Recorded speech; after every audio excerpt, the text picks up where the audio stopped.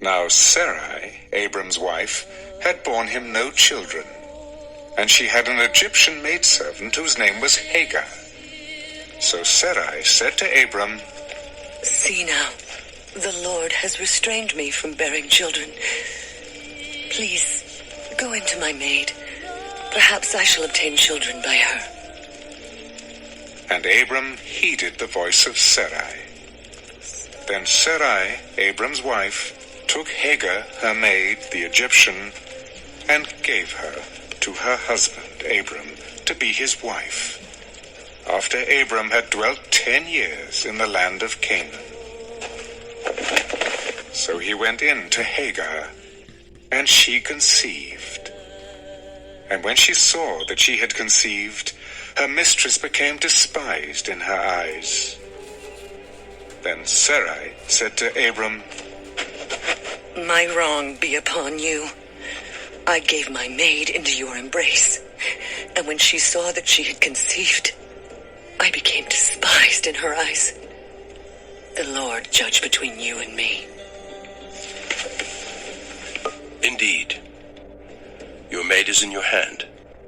Do to her as you please. And when Sarai dealt harshly with her, she fled from her presence. Now the angel of the Lord found her by a spring of water in the wilderness, by the spring on the way to Shur.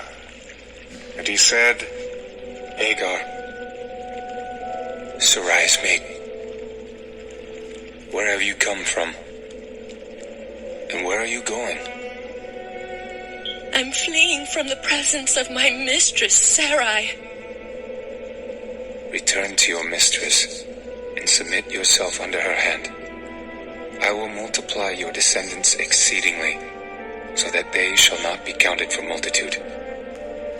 Behold, you are with child, and you shall bear a son. You shall call his name Ishmael, because the Lord has heard your affliction. He shall be a wild man. His hand shall be against every man, and every man's hand against him. And he shall dwell in the presence of all his brethren." Then she called the name of the Lord who spoke to her, "You are the God who sees." For she said, "Have I also here seen him who sees me?" Therefore the well was called Beela Hairoi.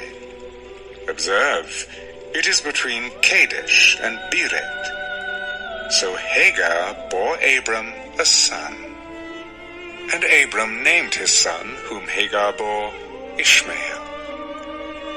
Abram was 86 years old when Hagar bore Ishmael to Abram.